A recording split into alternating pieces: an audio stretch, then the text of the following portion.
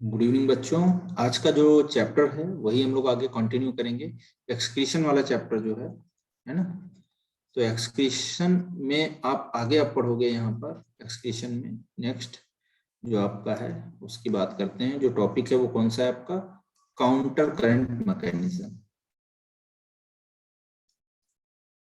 कौन सा है? Counter current mechanism.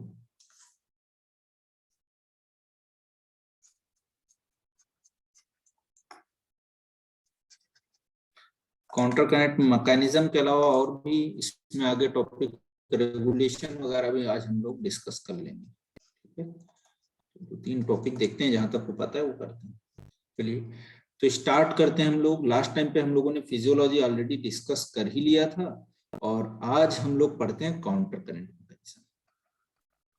Counter current mechanism.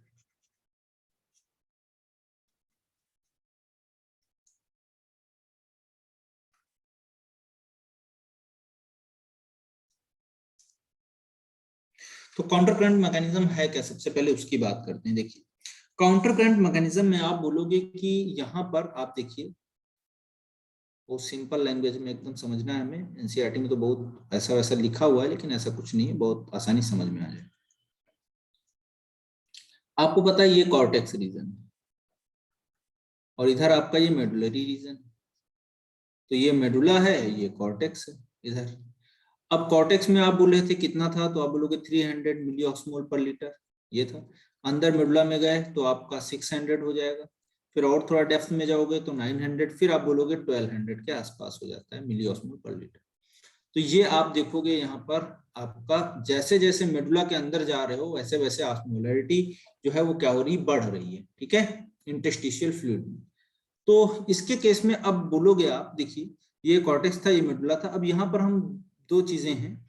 एक तो हमको ये याद रखना है, यहाँ पर आपका लूप ऑफ हेनले में काउंटर करंट मैकेनिज्म होता है, तो लूप ऑफ हेनले बना लेते हैं। ये डिसेंडिंग लूप ऑफ हेनले था और डिसेंडिंग लूप ऑफ हेनले के बाद में जब ऊपर आप जाओगे तो ये असेंडिंग हो जाएगा, ये असेंडिंग लूप ऑफ हेनले। अब असेंडिंग में 2 पार्ट हैं, एक थिक है दूसरा थिन। ठीक है, तो देखिए ये हमने लूप ऑफ हेनले बना लिया। अब लूप ऑफ हेनले में आप देखोगे यहाँ पर बेटा, ये डिसेंडिंग लूप ऑफ हेनले है और ये असेंडिंग लूप ऑफ हेनले। अब इसमें देखिए आप, ये असेंडिंग लूप ऑफ हेनले में आप बोलोगे यहाँ पर, इसको आप क्या बोलोगे, तो यहाँ पर आप बोलोगे ये वाला थिक पार्ट है लूप ऑफ हेनले का और ये थिन पार्ट। वो कैसा है, थिक पार्ट है, और ये कैसा है, थिन पार्ट। ठीक है, अब देखिए यहाँ पर इसके केस में बात करते हैं यहाँ पर। ठीक है, चलिए तो ये नीचे जा रहा है, ये ऊपर जा रहा है। अब देखिए इसमें इसके पैरेलल में एक और स्ट्रक्चर चल रहा था ब्लड कैपिलरी वाला, जिसको हम वासा रेक्टा बोल रहे थे। ऐसे ये वासा रेक्टा भी यहाँ पर देखने को मिलेगा आपको, ऐसे ये वासा रेक्टा है।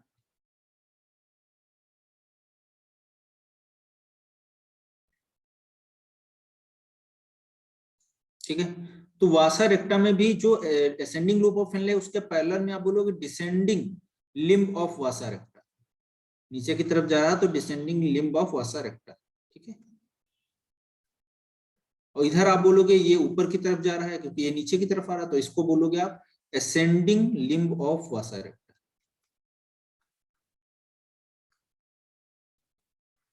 ठीक है, तो ये चीजें आपको देखने को मिलेंगी डिसेंडिंग और असेंडिंग वाले केस में। अब यहाँ पर देखिए आप ऊपर जाओगे तो आप बोलोगे ये आपका बोमन्स कैप्सूल बनाएगा। ऐसे बनाएगा कि नहीं बनाएगा, ये बोमन्स कैप्सूल वाला पार्ट था ना, ये वाला, ये अफरेंट आर्टेरियोल, ऐसे ये ऐसे इफरेंट आर्टेरियोल, और ये ऐसे ओपन हो रहा था इसमें। और दूसरा ये अगर आप इसकी बात करोगे ये वाला, तो ये आप बोलोगे जैसे कॉर्टेक्स में जा रहा था तो पीसीटी बना रहा था, फिर आपका बोमन्स कैप्सूल बना रहा था ऐसे, यही तो था, यही कहानी बता रहा हूँ। अब यहाँ से फिल्ट्रेट आया, ये फिल्ट्रेट आएगा यहाँ से फिल्टर होके बोमन्स कैप्सूल से, तो यहाँ से आएगा ये फिल्ट्रेट, इसमें ग्लूकोज भी होंगे, अमाइनो एसिड भी होंगे, सारे न्यूट्रिएंट्स बहुत सारे होंगे। अब उन न्यूट्रिएंट्स को रीअब्सॉर्ब किया जाएगा और जो हार्मफुल चीजें हैं उनको बेटा क्या किया जाएगा, ल्यूमेन में ही रहने दिया जाएगा, रेनल ट्यूब्यूल के, और ल्यूमेन से ही वो कहाँ जाएंगे, आपके कलेक्टिंग डक्ट में चले जाएंगे और फिर निकल जाएगा। तो कलेक्टिंग डक्ट आप देखोगे कहाँ पर है यहाँ पर, तो कलेक्टिंग डक्ट देखिए आप इधर ऐसे इस तरीके से, यहाँ पर कलेक्टिंग डक्ट ये हम मान लिए, ये कलेक्टिंग डक्ट हमने मान लिया। क्या है कलेक्टिंग डक्ट, ठीक है। सर आपकी वॉइस स्लो आ रही है। अच्छा स्लो आ रही है, एक मिनट, अब ठीक है। सर ठीक आ रही है।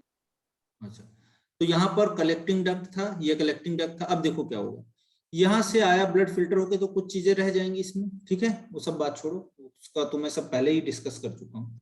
काउंटर करंट मैकेनिज्म का क्या है, देखिए जो आपका असेंडिंग लूप ऑफ इनले है उसके पैरेलल में आप बोलोगे क्या चल रहा है, दूसरा लूप डिसेंडिंग लूप ऑफ इनले। ऐसे ही आप बोलोगे आपका जो असेंडिंग लूप ऑफ इनले उसमें वासा रेक्टा कौन सा चल रहा होगा, तो आप बोलोगे डिसेंडिंग, यहां पर लिख लेंगे हम डिसेंडिंग वासा रेक्टा। और इधर आप बोलोगे इधर क्या होगा, असेंडिंग वासा रेक्टा। तो ये मिलके क्या बनाते हैं, एक दूसरे के एंटी पैरेलल बनाते हैं, यानी कि काउंटर करंट बनाते हैं, इसी को बोलते हैं काउंटर करंट मैकेनिज्म। ये स्पेशली जो मैकेनिज्म है ये होती किस लिए, तो आप बोलोगे to become the more concentrated urine, यानी कि यूरिन जो बनता है उसमें से हम एक्सेस वाटर को निकाल लेते हैं। क्या करेंगे, एक्सेस जो वाटर है उसको हम क्या करेंगे, निकाल लेंगे, एब्जॉर्ब कर लेंगे, रीअब्जॉर्ब कर लेंगे, इसलिए ये प्रोसेस होता है, इसको बोलते हैं काउंटर करंट मैकेनिज्म, ठीक है। अब देखिए क्या होता है इसमें, तो यहां पर आप बोलोगे डिसेंडिंग लिंब ऑफ इनले है और ये आपका इधर असेंडिंग लिंब ऑफ इनले, ये थिक है ये थिन। अब देखिए इसमें क्या होगा, ये भी जुड़ा हुआ होगा ना ऐसे, यहाँ पर ये ऐसे, तो ये आप बोलोगे यहाँ पर फिल्ट्रेट आ रहा है आपका, वाटर भी होगा इसमें, है ना।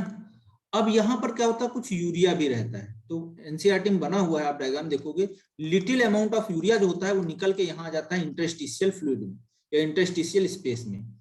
इंटरस्टिशियल ये क्या है, मेडुलरी स्पेस। तो मेडुला के केस में अगर आप देखोगे यहाँ पर स्पेस जो है इसको हम बोलते हैं इंटरस्टिशियल मेडुलरी स्पेस। अब इसमें यूरिया निकल के आएगा, और दूसरा यहां से आप बोलोगे क्या और निकलेगा, NaCl निकलेगा। NaCl के लिए ये एब्जॉर्ब करके यहाँ आएगा NaCl।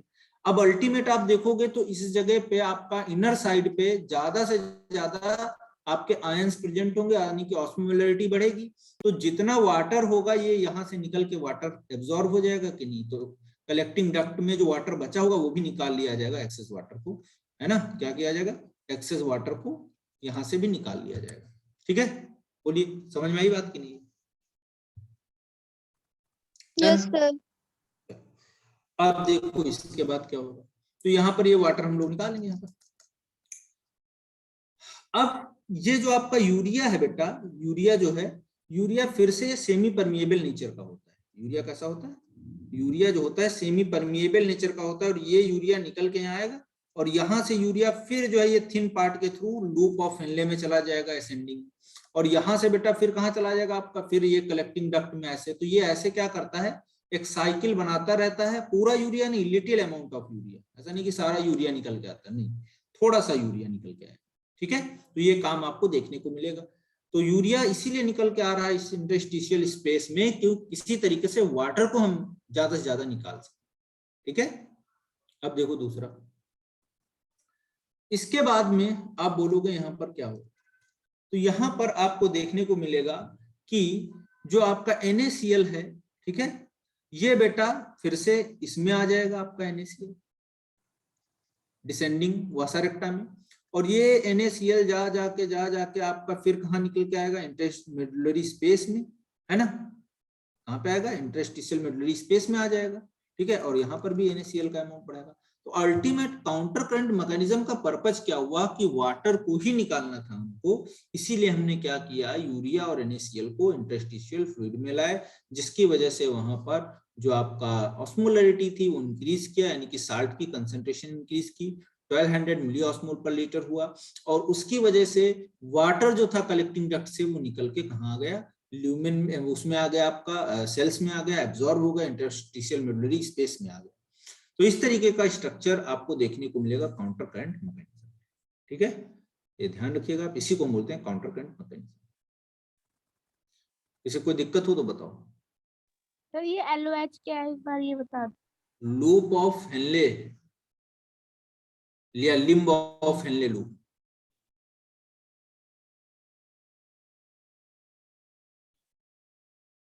हेनले लूप याद है कि नहीं, पीछे जो पढ़ाया था मैंने, असेंडिंग डिसेंडिंग।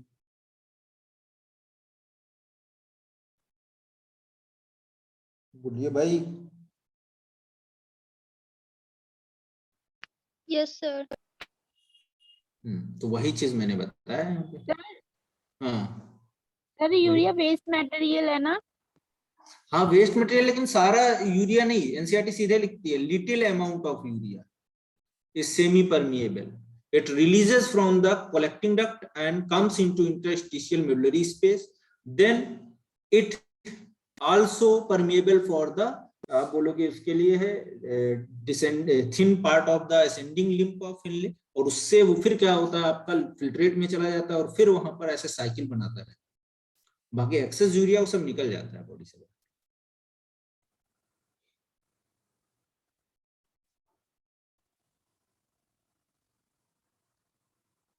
ठीक है।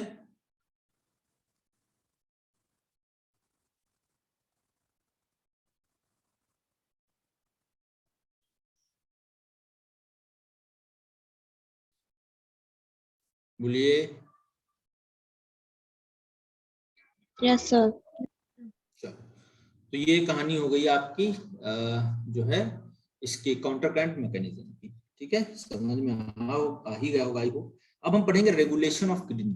ठीक है, किडनी का रेगुलेशन क्या है, तो हेडिंग डालेंगे हम लोग regulation, regulation, regulation of kidney function.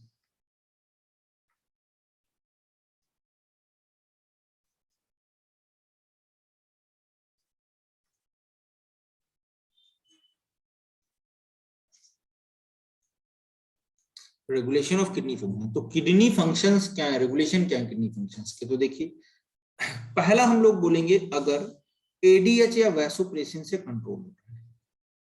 ADH anti diuretic hormone बोलते हैं इसको, anti diuretic hormone, anti diuretic hormone, या आप बोलोगे वैसोप्रेसिन।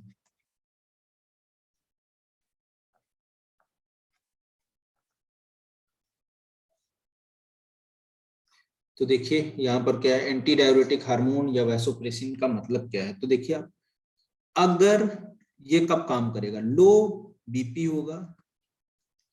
और लो बीपी का मतलब क्या है कि वहां पर आपका जो है प्लाज्मा का वॉल्यूम भी कम हो जाएगा, या बोलोगे रिड्यूस ब्लड, ब्लड वॉल्यूम।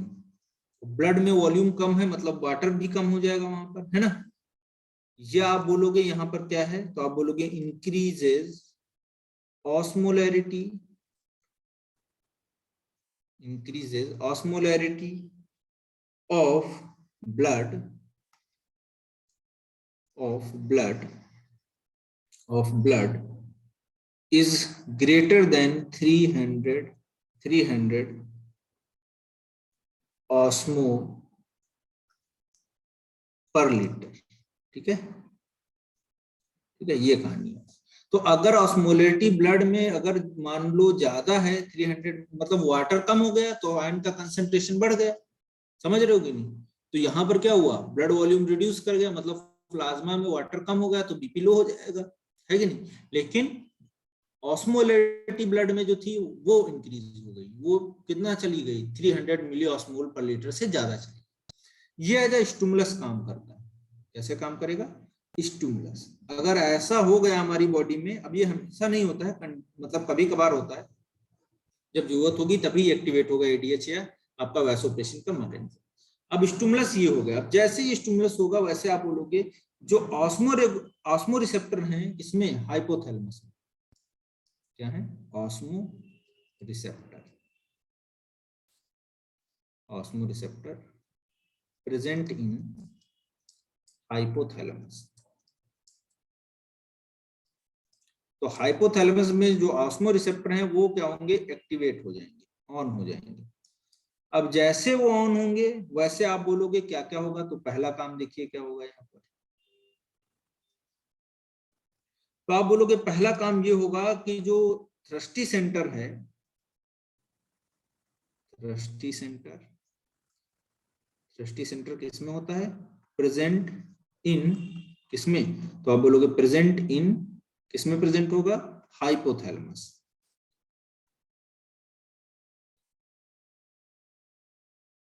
तो हाइपोथैलेमस में प्रेजेंट होगा ये, ठीक है। ये बेटा क्या हो जाएगा, ये हो जाएगा आपका, आप बोलोगे ऑन, ठीक है। और जब ये ऑन होगा तो वाटर का इंटेक करेगा। दूसरा देखिए, ये ऑन हो गया। दूसरा देखिए क्या होगा, दूसरे में आप बोलोगे यहां पर क्या होगा, तो एडीएच जो होगा वो रिलीज होगा, है ना। एक बार एडीएच एडीएच की फुल फॉर्म बता दो। एंटी डायूरेटिक हार्मोन लिखा हुआ है, ये देखिए, एंटी डायूरेटिक हार्मोन। तो एडीएच जो होगा बेटा वो रिलीज होगा कहां से, तो आप बोलोगे हाइपोथैलेमस।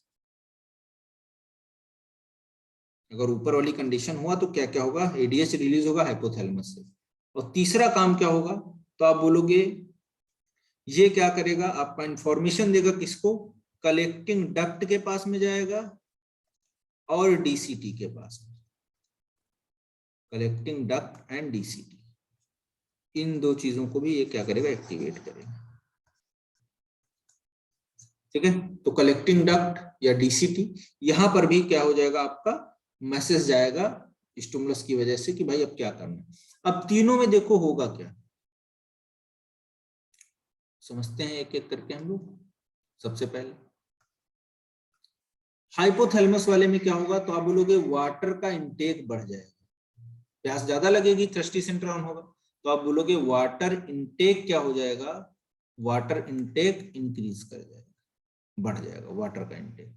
दूसरा देखिए, वाटर का इंटेक बढ़ेगा, उसके बाद दूसरा हमारा क्या था, तो हमने बोला था एडीएच रिलीज हो रहा है हाइपोथैलेमस से, तो ये क्या करेगा, तो ये बेटा बोलोगे आप कॉन्स्ट्रिक्ट कर देगा, constrict the blood vessels. Blood vessels जो हैं उनको क्या करेगा, कॉन्स्ट्रिक्ट कर देगा, ब्लड वेसल्स को क्या कर देगा, कॉन्स्ट्रिक्ट कर देगा, ठीक है। यानी कि बेटा वहां पर डायामीटर जो होगा वो छोटा हो जाएगा, और डायामीटर अगर ब्लड वेसल का छोटा हो गया तो आप बोलोगे ब्लड में प्लाज्मा तो बढ़ ही रहा है दूसरी जगह से, और ल्यूमेन भी छोटा कर दिया, तो आप बोलोगे अल्टीमेट क्या होगा, प्रेशर बढ़ने लगेगा कि नहीं बढ़ने लगेगा। और तीसरा काम देखिए क्या है आपका, तीसरा काम आप बोलोगे ये क्या करेगा, फैकल्टेटिव ऑस्मोसिस को बढ़ा देगा। क्या करेगा, फैकल्टेटिव ऑस्मोसिस को बढ़ा देगा, फैकल्टेटिव ऑस्मोसिस को क्या करेगा, इंक्रीज करवा देगा, ठीक है। अब इंक्रीज करवा देगा तो आप बोलोगे ब्लड का वॉल्यूम भी बढ़ जाएगा, यहाँ पर भाई प्लाज्मा जाएगा, वाटर जाएगा, प्लाज्मा का लेवल बढ़ेगा तो ब्लड वॉल्यूम भी बढ़ गई। अब सब मिला के आप बोलोगे क्या होगा, तो सब मिला के आप बोलोगे जो बीपी डाउन था वो बढ़ जाएगा, यानी कि बीपी को क्या करेंगे, रिस्टोर कर लेंगे, बढ़ा के क्या करेंगे, रिस्टोर कर लेंगे, मतलब बढ़ा लेंगे, ठीक है। Got it.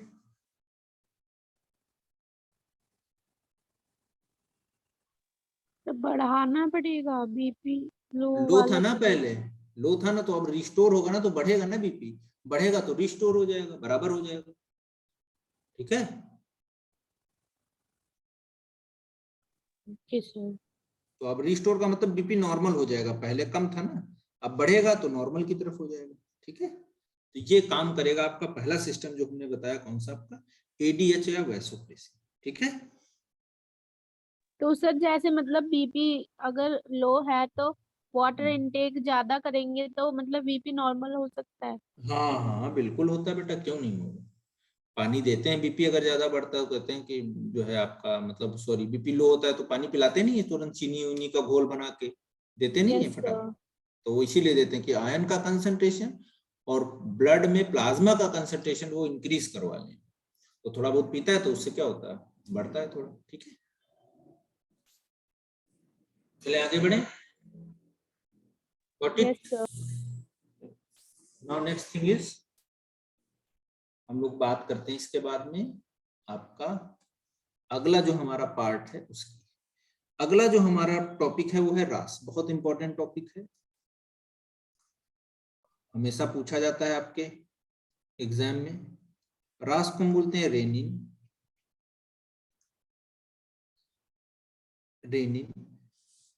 एंजियोटेंसिनोजेन,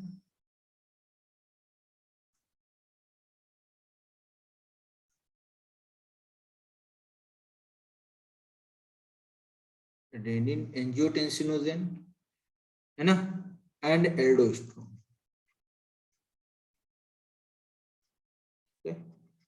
तो हमने क्या पढ़ा बेटा, यहाँ पर आप बोलोगे रास में रेनिन एंजियोटेंसिनोजेन, और फिर आप बोलोगे उसके बाद में क्या है आपका एल्डोस्टेरोन। ठीक है, क्लियर है। अब देखिए इसमें आप बोलोगे एल्डोस्टेरोन, रेनिन एंजियोटेंसिनोजेन एल्डोस्टेरोन जो सिस्टम है आपका, इसकी बात करते हैं।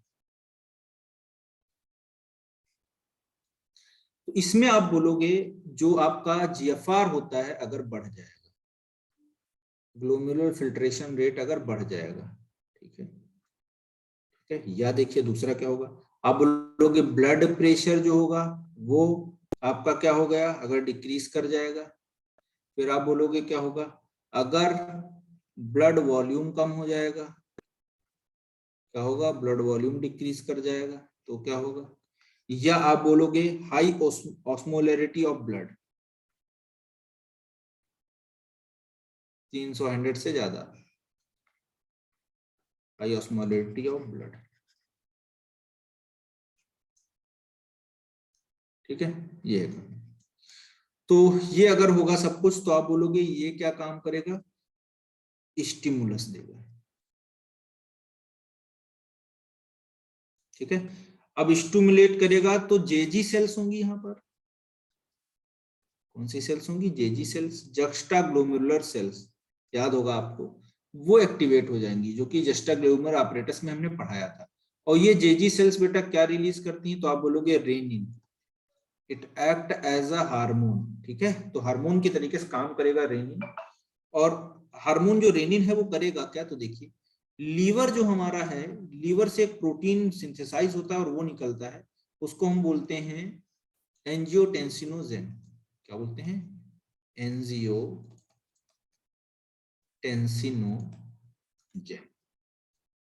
कौन सा होगा, एंजियोटेंसिनोजेन, ठीक है। ये एंजियोटेंसिनोजेन जो होगा बेटा, ये रेनिन के प्रेजेंस में, रेनिन इसको क्या करेगा, तो आप बोलोगे ये कन्वर्ट करवा देता है एंजियोटेंसिनोजेन सेकेंड में। किसमें करवा देता है, एंजियोटेंसिनोजेन सेकेंड में। और एंजियोटेंसिनोजेन सेकेंड को एक एंजाइम होता है ACE। कौन सा एंजाइम होता है, ACE।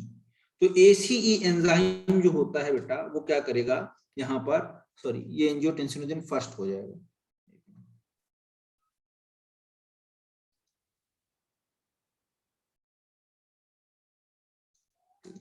तो एंजियोटेंसिनोजेन फर्स्ट जो है आपका यहाँ पर, ये वाला कन्वर्ट हो जाएगा ACE। इसका फुल फॉर्म लिखना चाहो लिख लो, पूछेगा नहीं आपसे, एंजियोटेंसिनोजेन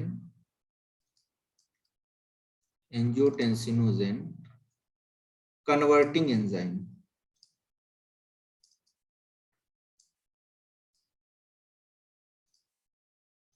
ठीक है। तो एंजियोटेंसिनोजेन कन्वर्टिंग एंजाइम जो होगा वो आप बोलोगे क्या करेगा, एंजियोटेंसिनोजेन फर्स्ट को चेंज कर देगा एंजियोटेंसिनोजेन सेकेंड, इसमें चेंज कर देगा एंजियोटेंसिनोजेन सेकेंड, ठीक है। अब ये एंजियोटेंसिनोजेन सेकेंड क्या क्या गुल खिलाएगा, क्या क्या काम करेगा वो देखते हैं।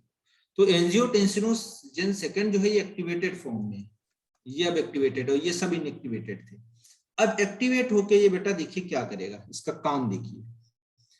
एंजियोटेंसिनोजेन जो होगा आपका सेकेंड, वो क्या काम करेगा, पहला देखिए आप, ये बेटा जो है एंजियोटेंसिनोजेन सेकेंड क्या करेगा, पीसीटी के पास जाएगा, उसको इंड्यूस कराएगा, प्रॉक्सिमल कन्वोल्यूटेड ट्यूब्यूल को, और उससे बोलेगा कि आप एब्जॉर्प्शन को बढ़ा दो, किसके, NaCl के और वाटर के। तो NaCl और वाटर का एब्जॉर्प्शन जो हो गया वो क्या हो गया, ये इंक्रीज करा दिया, पहली बात। दूसरा देखिए, ये एंजियोटेंसिनोजेन सेकेंड पीसीटी के अलावा जाएगा आपका एड्रिनल ग्लैंड के पास।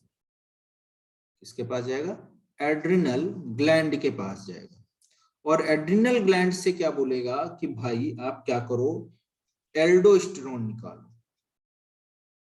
क्या निकालो? एल्डोस्टेरोन, या मिनरलोकॉर्टिकॉइड्स बोलते हैं उसको। और ये बेटा आपको याद होगा काम कर रहा था डीसीटी पे और कलेक्टिंग डक्ट के ऊपर। और ये क्या करेगा? ये इंक्रीज करवा देगा अपटेक ऑफ किसका? तो आप बोलोगे sodium, Uptake of sodium and water. तो वाटर और सोडियम के अपटेक को ये क्या करवा देगा? बढ़ा देगा। तो दूसरा काम ये हो गया। अब तीसरा एंजियोटेंसिनोजेन सेकेंड का काम देखिए, तो आप बोलोगे ये क्या करेगा? It act as a constriction of arteriole. तो जो आर्टेरियोल है उसको क्या करवाएगा? ये कॉन्स्ट्रिक्ट करवा देगा। क्या करवा देगा? कॉन्स्ट्रिक्ट करवा देगा। तो कॉन्स्ट्रिक्ट करवा देगा तो ल्यूमेन जो होगा वो छोटा हो जाएगा, और छोटा होगा तब भी बेटा क्या होगा? बीपी इंक्रीज करेगा कि नहीं? तो अल्टीमेट ये सारी चीजें मिलके क्या करेंगी? जो बीपी लो था उसको क्या करेंगी? बीपी को रिस्टोर करा देंगे।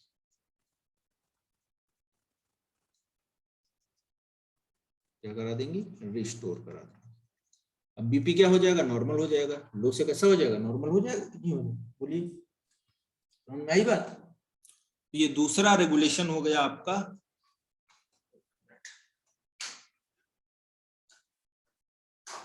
दूसरा रेगुलेशन हो गया किसका? तो आप बोलोगे जो है किडनीज का। ठीक है, बताओ एक बार मुझे अच्छे से, दोनों बातें बेटा समझ में आई कि नहीं है? Yes sir.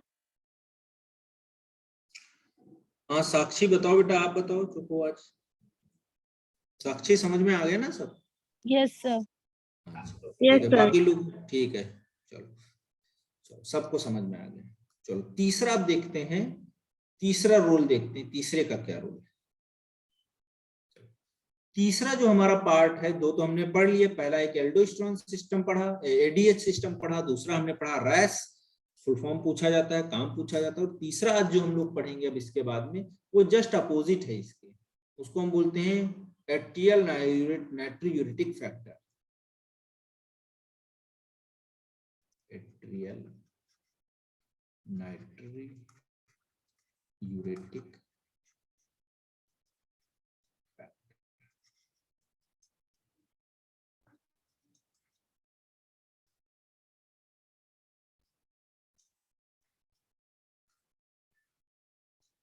Atrial natriuretic factor, ANF। ठीक है, एट्रियल नाइट्रियूरेटिक फैक्टर क्लियर है? अब एट्रियल नाइट्रियूरेटिक फैक्टर जो है, ANF जो है, वो देखिए कैसे। तो इसका जस्ट अपोजिट है, ये एंटागोनिस्टिक है बेटा। जो अभी हम पीछे पढ़ के आए हैं उसके एंटागोनिस्टिक है। तो इसमें देखो क्या क्या होगा, तो आप उल्टा कर लोगे। क्या उल्टा करोगे? देखो यहाँ पर बीपी ज्यादा अगर होगा तभी एक्टिवेट होगा। बीपी ज्यादा हो गया मान लो किसी का, या आप बोलोगे यहाँ पर ब्लड में हाई वॉल्यूम है, ब्लड का वॉल्यूम अगर ज्यादा है तब भी एक्टिवेट हो जाता है। या फिर आप बोलोगे ऑस्मोमोलैरिटी लो है, लो ऑस्मोलैरिटी। ठीक है, ऑस्मोलैरिटी क्या है? लो। चलो अब देखते हैं, ये जो है बेटा एज अ स्टिमुलस काम करेगा। कैसे काम करेगा? एज अ स्टिमुलस काम करेगा। अब ये स्टिमुलस की तरीके से काम करेगा, और ये क्या करेगा? तो आप बोलोगे ये इंक्रीज करेगा। क्या करेगा? Increase the blood flow. अब अगर ज्यादा है ये तो क्या होगा? ब्लड फ्लो इंक्रीज करेगा, और ब्लड फ्लो इंक्रीज करेगा हार्ट में, ज्यादा से ज्यादा ब्लड जल्दी जल्दी जाएगा। तो उसकी वजह से क्या होगा? जो वॉल होंगी किसकी? वॉल ऑफ एट्रियम, वो क्या हो जाएंगी? तो आप बोलोगे स्ट्रेच होंगी, खिंच गई। और स्ट्रेच होंगी तो आप बोलोगे फिर क्या होगा? तो स्ट्रेच होने की वजह से आप बोलोगे वहां पर जो है आपका एक निकलेगा केमिकल या local hormone ANF factor, atrial natriuretic factor, atrial natriuretic factor. क्या रिलीज होगा? Atrial natriuretic factor. ठीक है, ये निकलेगा। Yes, sir. Atrial natriuretic factor जो है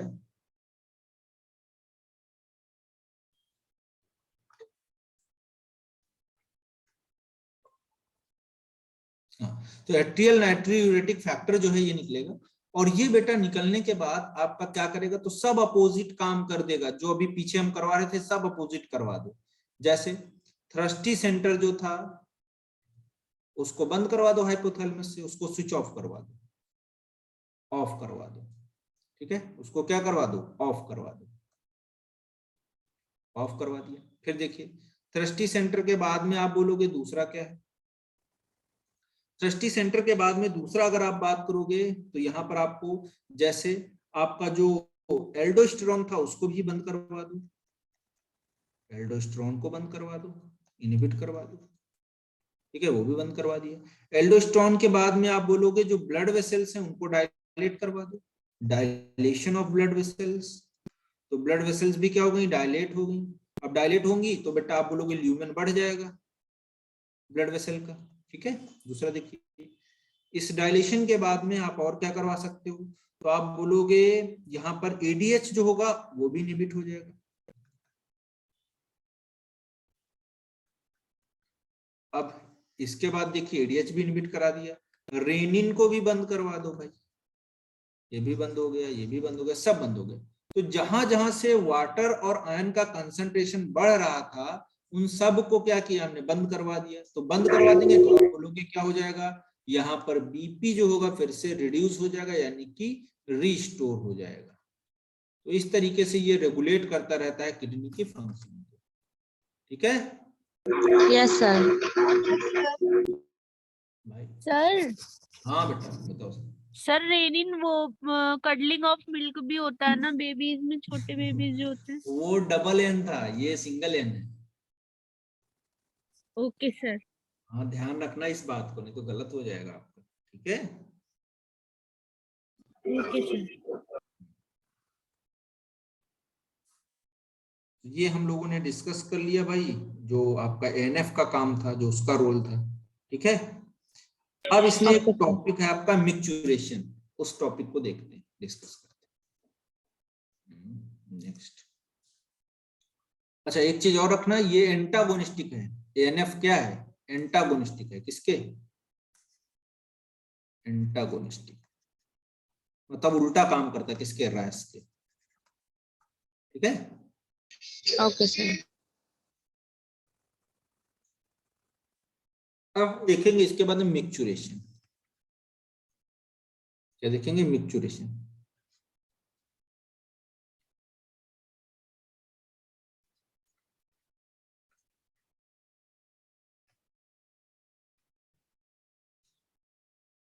मिक्चुरेशन की बात करेंगे तो मिक्चुरेशन का मतलब होता है रिलीज ऑफ यूरिन।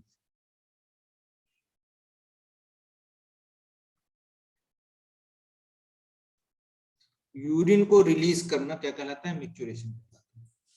अब ये मिक्चुरेशन जो है बेटा है क्या? तो आप बोलोगे ये it is a neural reflex. क्या है? It is a neural reflex. क्या है? न्यूरल रिफ्लेक्स है।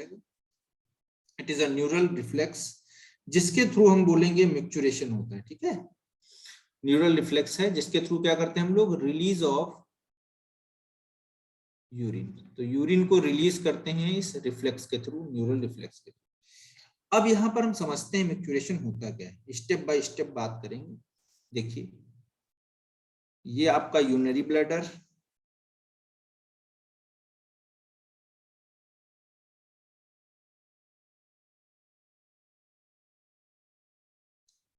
ठीक है, यहां पर आपका यूरेटर आएंगे, ओपन होंगे, यूरेटर आए ऐसे यहां पर।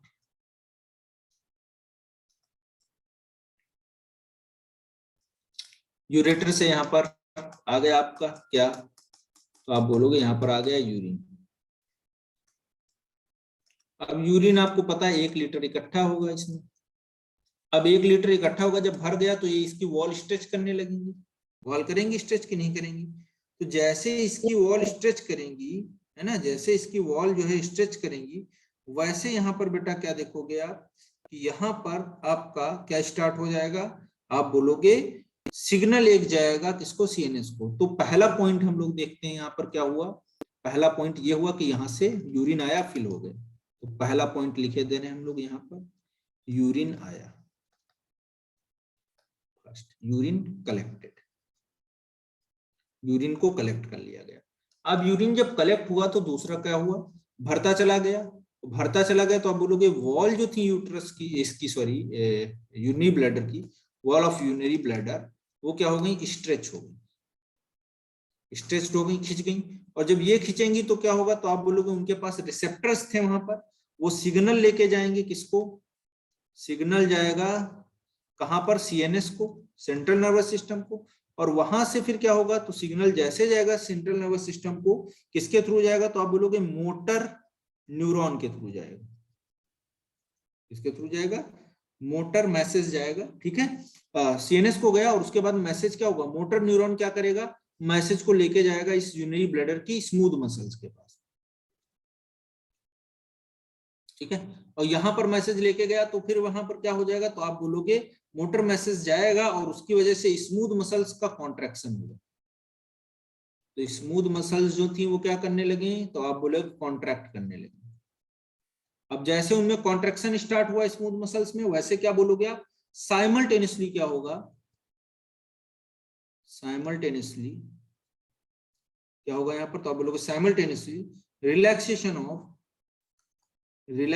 ऑफ किसका होगा, यूरेथ्रल इंस्फिंक्टर। तो यूरेथ्रल इंस्फिंक्टर का क्या होगा, रिलैक्सेशन हो जाएगा और यूरिन बेटा क्या होगी, रिलीज कर दी जाएगी। तो आप बोलोगे यूरिन रिलीज। तो ये पूरा आपका जो है मिक्चुरेशन होता है, एक न्यूरल रिफ्लेक्स है जो कॉज करता है मिक्चुरेशन को, ठीक है। देख लो एक बार, समझ में नहीं आया तो बताओ मुझे। सर एक बार साइमल्टेनियसली का मतलब बता दो। साइमल्टेनियसली का मतलब बेटा साथ में, बिल्कुल जैसे कॉन्ट्रैक्ट करेंगे वैसे रिलैक्सेशन हो जाएगा साइमल्टेनियसली साथ में। और जो है उसी के साथ साथ यूरेथ्रल स्फिंक्टर जो होंगे वो रिलैक्स हो जाएंगे, उधर मसल्स कॉन्ट्रैक्ट करेंगे। तो जब ये कॉन्ट्रैक्ट करेंगे यूनि ब्लैडर की मसल्स तो क्या होगा, आप बोलोगे जो ये होगा, ये स्फिंक्टर थे यहाँ पर, ये स्फिंक्टर थे, ये ओपन हो जाएंगे। ओपन होंगे तो यहाँ से यूरिन पास हो जाएगा, यूरिन निकाल लिया जाएगा। Got it? Yes, sir. Yes. बहुत अच्छे। तो ये भी आपका टॉपिक कंप्लीट हो गया, ठीक है। अब एक चीज और हम देखेंगे यहाँ पर, कुछ जो है आपके ऑर्गन्स हैं, ठीक है, उनकी बात करेंगे, अदर ऑर्गन्स की, वो कैसे एक्सक्रीशन में रोल पार्टिसिपेट करते हैं।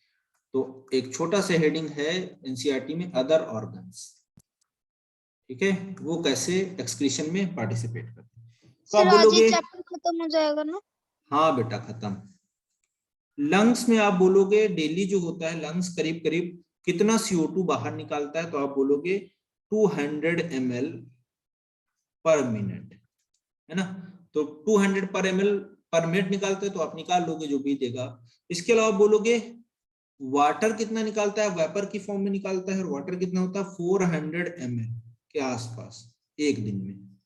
फिर आप बोलोगे और क्या निकालता है, तो आप बोलोगे जो है यहाँ पर वोलेटाइल सब्सटेंस वो कितना निकालता है, तो आप बोलोगे वो भी निकालता है थोड़ा बहुत लिस्ट अमाउंट में।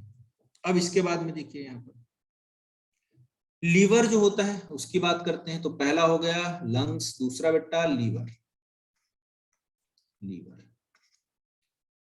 की बात करते हैं। लीवर में आप देखोगे यहाँ पर आपको देखने को मिलेगा बिलीरुबिन,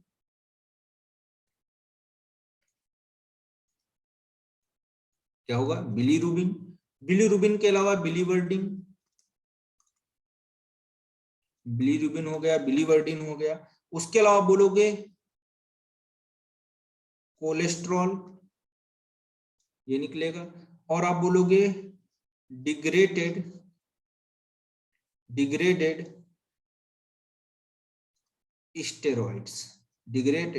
स्टेरॉइड हार्मोन्स, ठीक है। और आप बोलोगे विटामिन्स, ड्रग्स, ये सब भी रिलीज करता है, ठीक है। तो ये सब हम बोलते हैं डाइजेस्टिव वेस्ट होते हैं, ठीक है, तो ये लीवर का काम हो गया। अब पहला लंग्स हो गया, दूसरा लीवर हो गया, तीसरा हम देखते हैं यहाँ पर हमारे पास जो ग्लैंड्स होती हैं, सीबेशियस ग्लैंड और स्वेट ग्लैंड।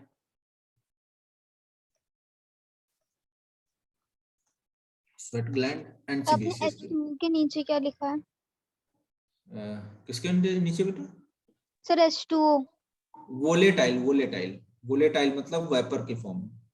तो स्वेट ग्लैंड और सीबेशियस ग्लैंड, ये दो देखते हैं, सीबेशियस ग्लैंड, स्वेट ग्लैंड। तो स्वेट ग्लैंड के केस में अगर आप बात करोगे यहाँ पर तो देखिए क्या होगा। स्वेट ग्लैंड में आप बोलोगे NaCl, दूसरा आप बोलोगे यूरिया, फिर आप बोलोगे लैक्टिक एसिड। स्वेट में क्या क्या होता है? लैक्टिक एसिड, उसके बाद आप बोलोगे वाटर, करीब करीब होता है 99.5% के आसपास, और आप बोलोगे अमाइनो एसिड्स भी थोड़ा बहुत, और ग्लूकोज लीस्ट अमाउंट में। ठीक है, और ये क्या करते हैं? तो आप बोलोगे responsible for the cooling effect, शरीर को ठंडा करवाता है, कूलिंग इफेक्ट के लिए रिस्पॉन्सिबल है। ठीक है, क्लियर है? तो यहां पर आप बोलोगे स्वेट और यूरिन में कोई डिफरेंस नहीं है, केवल थोड़ा सा डिफरेंस क्या है, वहां पर यूरिक एसिड प्रेजेंट होता है, यहाँ पर यूरिक एसिड प्रेजेंट नहीं होता है। ठीक है, अब सीबेशियस ग्लैंड की बात करते हैं। सीबेशियस ग्लैंड देखो बेटा क्या करेंगी, तो सीबेशियस ग्लैंड जो होती हैं वो आपका बहुत सारा जो ऑयली सिक्रीशंस होता है वेस्ट टाइप का, उसको रिलीज करती हैं, स्टेरॉइड्स वगैरह। तो यहाँ पर देखिए सीबेशियस ग्लैंड क्या करेंगी, आप बोलोगे स्टेरॉल्स जो होते हैं उनको रिलीज करेंगी। स्टेरॉल्स के बाद में हाइड्रोकार्बन, उसको रिलीज करेंगी। हाइड्रोकार्बन के अलावा बेटा आप बोलोगे और क्या रिलीज करती हैं? वैक्स। ठीक है, और फिर आप बोलोगे जो ये स्किन को क्या करता है? प्रोटेक्ट करता है। तो ये सारे जो है आपके क्या सीबेशियस ग्लैंड से रिलीज होते हैं। तो कुछ ये अदर ऑर्गन्स थे जो हम लोगों ने पढ़ लिए, जो हेल्प करते हैं किसमें? जो है एक्सक्रीशन में। ठीक है, अब बेटा इसके बाद में हमारा जो नेक्स्ट टॉपिक है वो हम लोग पढ़ेंगे एबनॉर्मलिटी या डिसऑर्डर्स। कितना टाइम बचा हुआ है? 15 मिनट। ठीक है, चलो तो अब बात कर लेते हैं हम डिसऑर्डर्स।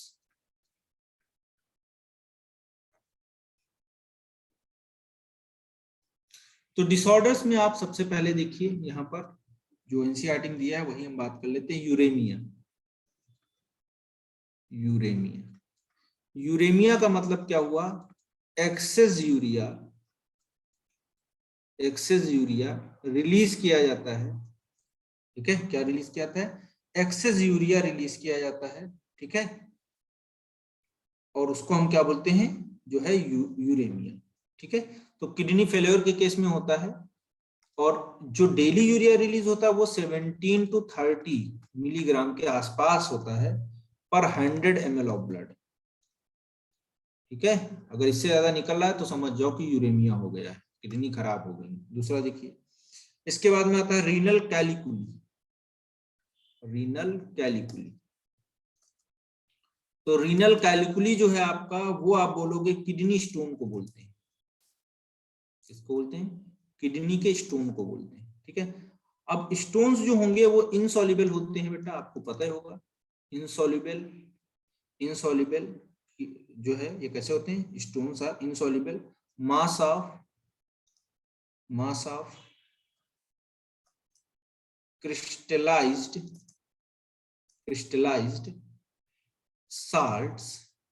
salts with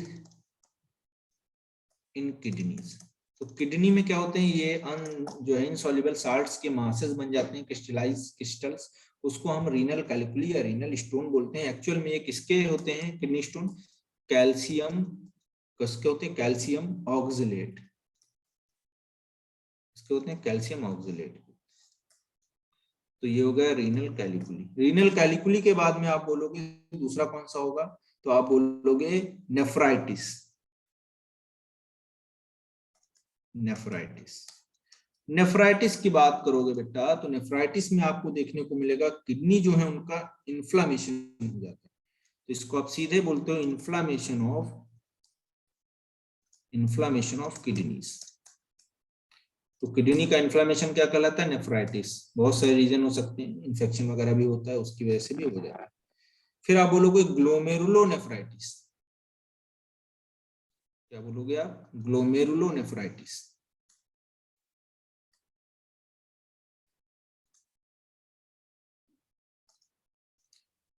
ग्लोमेरुलोनेफ्राइटिस मतलब इन्फ्लामेशन ऑफ ग्लोमेरुला, जो ग्लोमेरुला था ना टफ टफ कैपिलरीज का, उसमें केवल अगर इन्फ्लामेशन हो जाता है, ग्लोमेरुलर इन्फ्लामेशन, तो उसको हम क्या बोलते हैं, that is known as glomerulonephritis. ठीक है, तो ये कुछ डिसऑर्डर्स थे एनसीईआरटी में आपके डिस्कस किए गए हैं। ऐसा बोलता है किडनी फेलियर, किडनी फेलियर में क्या होता है, सीजेशन हो जाता है किडनी की एक्टिविटी का। ठीक है, ये सारी बातें हैं। सर इन्फ्लेमेशन मतलब क्या होता है? अरे बेटा, इन्फ्लेमेशन तो बहुत बार मैं बता चुका हूँ। इन्फ्लेमेशन का मतलब है कि किडनीज में जो है कुछ ऐसा इन्फेक्शन हो जाए जिससे रेडनेस हो जाए, स्वेलिंग हो जाए, पेन हो जाए, है ना, पूरा एकदम जैसे कोई आपको कुछ कर देता है ना, मार देता है कुछ, है ना, तो इन्फ्लेमेशन हो जाता है, वहां पर स्वेलिंग आ जाता है, चोट लग जाती है, तो है ना, वही इन्फ्लेमेशन होता है, ओके रेडनेस हो सर। जाती है, उसी को बोलते हैं। अब इसके बाद में हम बोलेंगे बेटा हीमोडायलिसिस। एक लास्ट टॉपिक बचा है हमारा इस चैप्टर का, हीमोडायलिसिस, उसको भी पढ़ के खत्म करते हैं। हीमोडायलिसिस, हीमोडायलिसिस का मतलब हुआ ब्लड का फिल्ट्रेशन आर्टिफिशियल किडनी की तरीके से। तो आर्टिफिशियल किडनी का काम करता है हीमोडायलिसिस। आर्टिफिशियल किडनी का मतलब क्या है कि भाई किडनी अगर किसी खराब हो गई तो हम क्या करते हैं, टाइम टू टाइम उसको मशीन के थ्रू ब्लड को प्योर करवाते हैं। तो देखिए क्या होता है इसमें, सिंपल जो बातें हैं केवल वही डिस्कस करेंगे, बाकी कुछ नहीं इसमें। देखिए यहाँ पर एक ट्यूब होता है, ये बॉक्स, ये मशीन है हीमोडायलिजर, उसमें एक ट्यूब होता है ऐसे।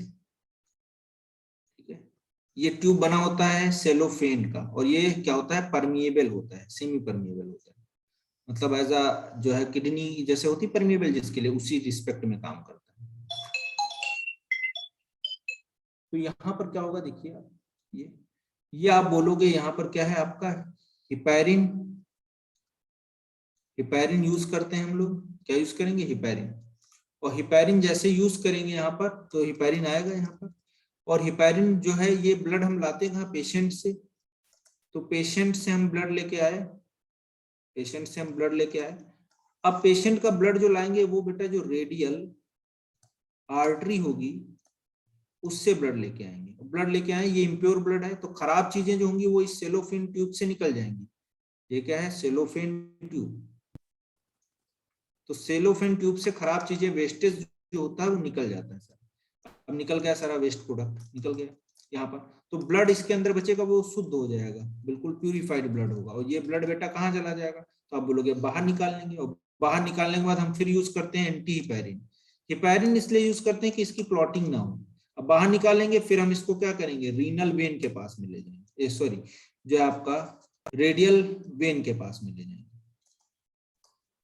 और उसी वेन में डाल देंगे तो ब्लड जो है चढ़ जाएगा। तो ये इसमें क्या हुआ, शुद्धियों को हमने हटा दिया, अच्छी अच्छी चीजों को आगे ले आए। तो यही क्या है आपका हीमोडायलिसिस। ठीक है, और ये सेलोफेन का ट्यूब बना होता है, इसको ध्यान रखिएगा आप लोग, यही क्वेश्चन पूछता है, बाकी एनसीईआरटी से आप पढ़ लीजिएगा। ठीक है,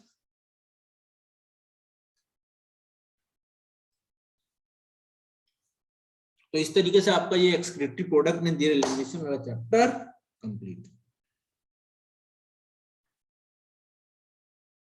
चलो बताओ, और कुछ किसी को प्रॉब्लम,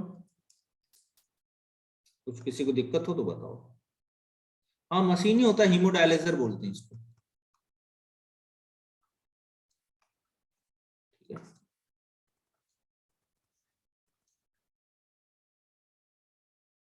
और किसी को कोई दिक्कत हो तो पूछ।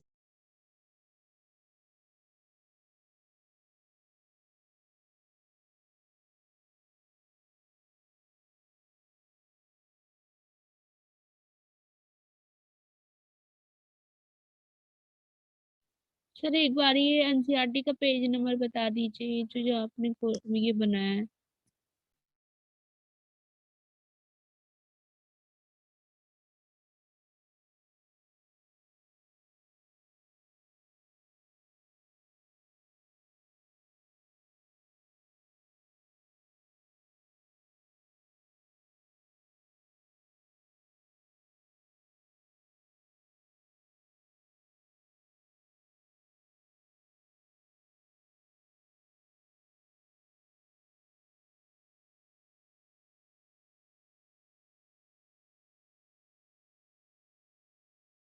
हाँ बेटा क्या बोल रहे थे,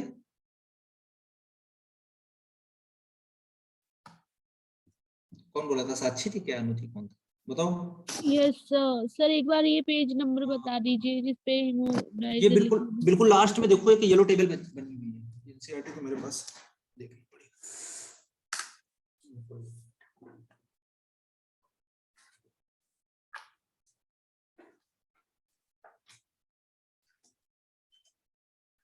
ये आपका है पेज नंबर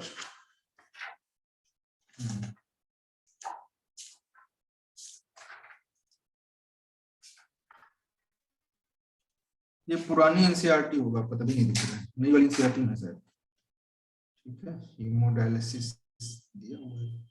सर मेरे पास पुराने वाली है। उसमें है कि नहीं है? पुरानी वाली में नहीं होगा। सर आई थिंक नई वाली में होगा ये।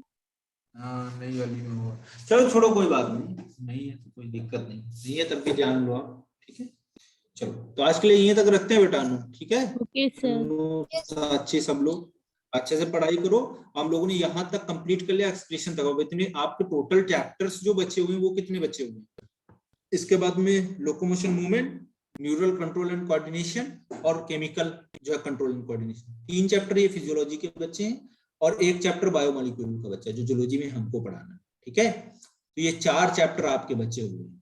ठीक है, और सर 12th का कब आप करवाओगे? हमारा जूलॉजी में। क्या बेटा? तो बायोमोलिक्यूल जूलॉजी में। हाँ, बायोमोलिक्यूल जूलॉजी में ही है।